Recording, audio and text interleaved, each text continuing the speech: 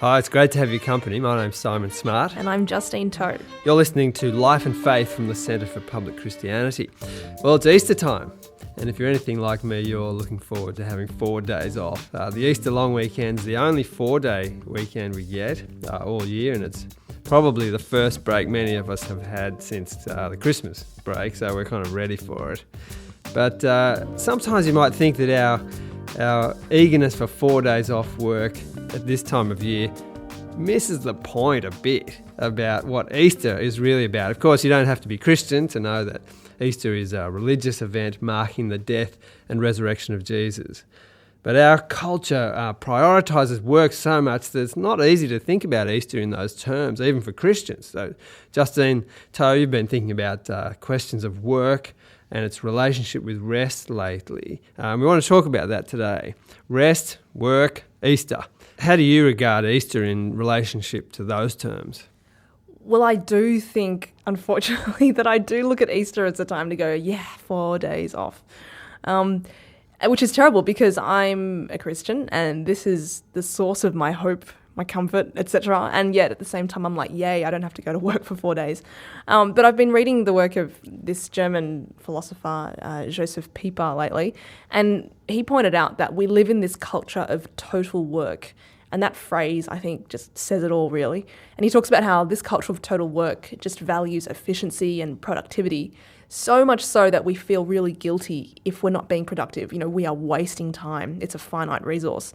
So given that we live in this culture of total work, it's not surprising that I start to view Easter in these terms, like more of a break from work rather than anything else, and like any chance to reflect on the significance of the event. Yeah, it's interesting you say that. I know there have been times in my life where, as I've started a holiday, the first few days you sort of feel a bit weird and uncomfortable and almost guilty that you're not working. I tend to get over that pretty quickly, I have to say. But it seems like, at least for some of us, we have a dysfunctional relationship with work. We know that workaholism has terrible effects on family, on personal health, on community and so on. But there's also a sense of pride that goes with this. I think especially in the big cities where we can mask being a workaholic with being this sort of great worker who outstrips everyone else in the hours we do. And I've heard people say, "Oh, who needs sleep? We can just power on." Man, I need sleep. And there's this is part of this total work culture, isn't it?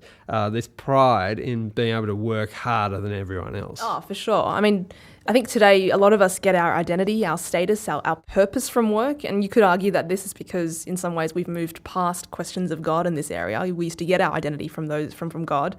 But now we get it from work because we live in a godless kind of universe, for many of us anyway.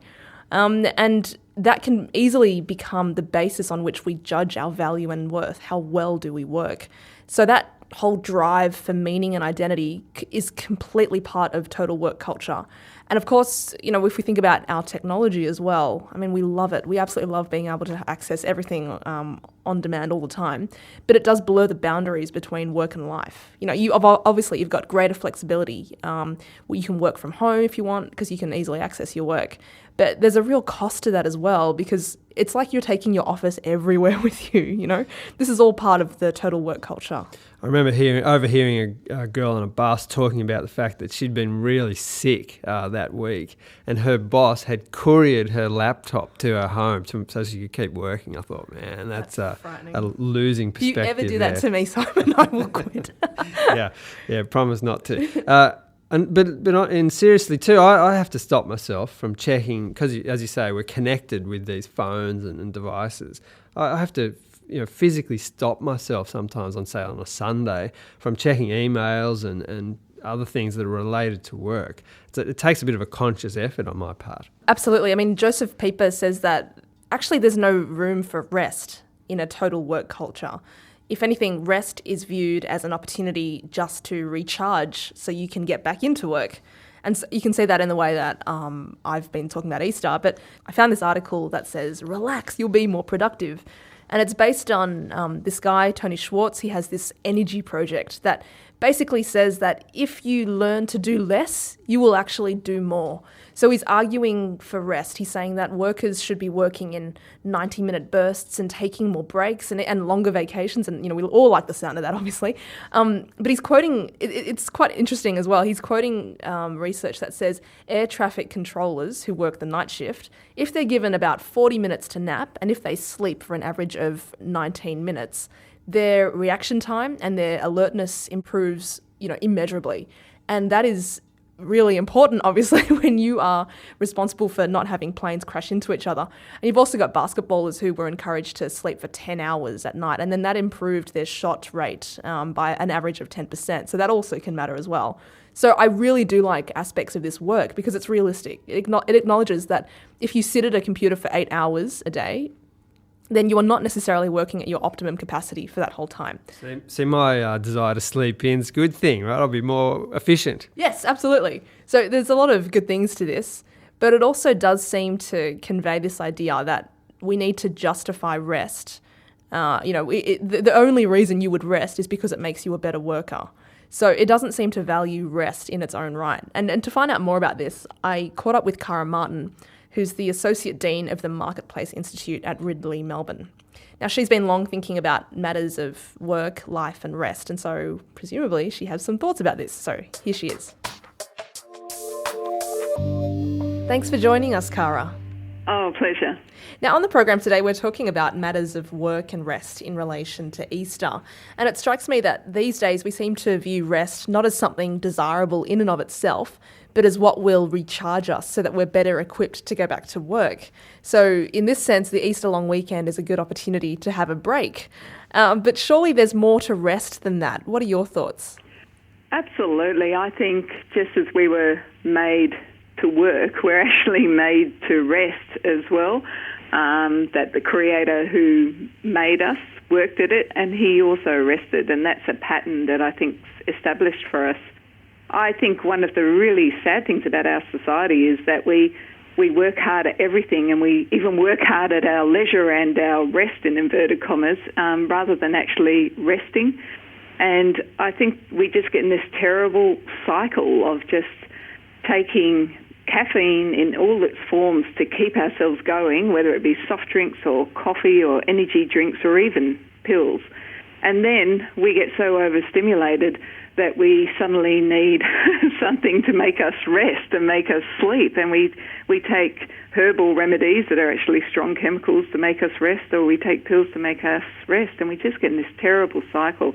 And there's so much evidence from psychologists that our brains are hopelessly overstimulated and that we're actually overwhelmed with pleasure even, and that we have lost the ability just to simply rest in many ways. That it seems almost in our society that if you say that you just did nothing, then people think, oh, there must be something weird with you, or you wasted your time. But in fact, nothing can be a very nurturing thing for our bodies and our minds and our hearts and our spirits. We will get back to that in a moment, but I want to talk briefly about identity. We live in a time where we often think about our identity in terms of the work that we do, because, obviously we meet someone and we say, oh, what's your name and what do you do? But what are the limits of viewing ourselves in this way? I think that's a very dangerous way to look at ourselves, because it's viewing ourselves as something we actually have very little control over. We actually tend to view ourselves in terms of our output and our outcomes in a lot of ways. A lot of times we measure ourselves by how much we're paid or our status in our job or things like that. And those things are things that we can't always have much control over.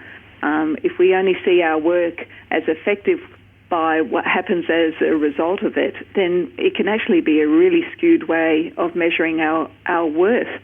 I'll give you an example. Like for a nurse, a nurse's work is actually to care for someone who is sick. But if you actually measure the output, is the output of that person's work only valuable if the person that is being nursed gets well?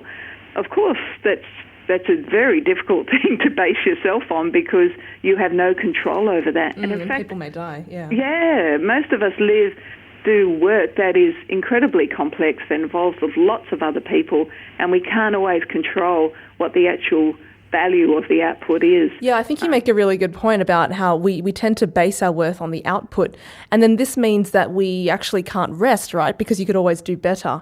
So you work for the Marketplace Institute, and that focuses on helping people to think through the connections between their work and faith.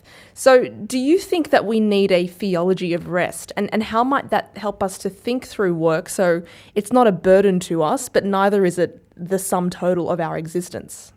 That's exactly right. I think you've summed that up well, actually. We need to actually be able to have a lot more balance in the way we see ourselves made, that we're made for work, we're made for rest, we're also made for relationships, we're made for lots of different things, and all this stuff gets out of kilter if we measure ourselves the way that society tends to measure ourselves. What we actually need is to look at some of the ancient rhythms that have been actually put in place for us to get the rest we need to nurture our bodies, our minds, our hearts, but also, crucially, our spirits. Augustine said the most amazing thing that I come back to whenever I'm just on a terrible rush mode is, you, God, have made us for yourself, and our hearts find no rest until they rest in you. And that's the ultimate rest, resting in God and finding a resting place in God.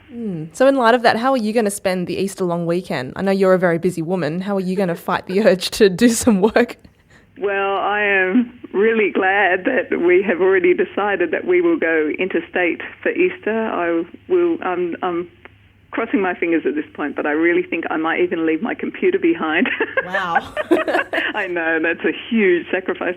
But my family and I are going interstate, and I am really looking forward to having that complete break from work. We're going to spend time with friends, and we're going to spend time reflecting actually on what Easter is about, because you're right, you can get so into the rush of things that you forget this incredibly important time is coming when Jesus did his greatest work, which was dying and rising.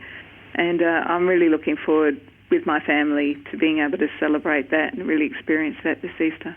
Wonderful. Well, happy Easter, Cara. Thanks for joining us. Thank you. Well, that was Cara Martin of Ridley Melbourne's Marketplace Institute talking about work and rest. Justine, Cara was talking about Jesus doing his greatest work at Easter. What did she mean by that? I think what she means is that it's Jesus' work that allows us to be right with God. You know, the Easter story is about Jesus going to the cross in our place because of the way that we've mistreated him and the way that we have failed to honour him as well as each other. But, you know, we can't make that up to him. We are utterly helpless in this area, which is obviously a huge blow to us because everywhere else we have this I achieve mentality, and that's like fostered by this total work culture that I was talking about earlier. But, you know, Easter reminds us that we cannot be right with God on the basis of our own efforts. So I think what she's doing is pointing to the theological dimensions of rest. Jesus wins for us a rest that we just can't achieve on our own.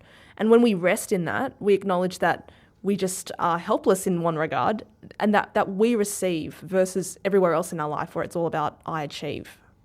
Yeah, so while we see Easter rightly as a good time to have a break from work and to recharge, I suppose, for all the work that we end up doing, if we only see it like that, we're missing a key part of Easter, aren't we?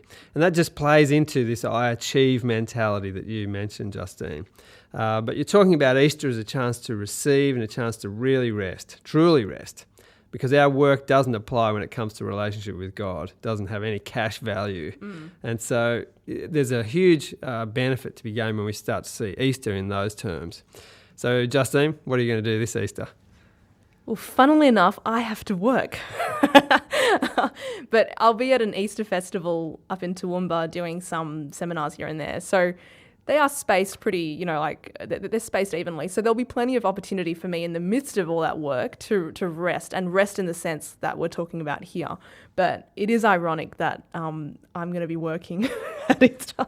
was great to have that discussion, Justine. I hope you can join us next time on Life and Faith when we talk to Major Brendan Knottle from the Salvation Army. Brendan happens also to be the chaplain of the Collingwood Football Club, which means he's got some interesting stories to tell. He'll be talking about his work with the Salvos in the urban part of Melbourne with troubled youth and other people who are needing help. Now, look forward to talking to Brendan then. Thanks so much for your company. We wish you a happy Easter.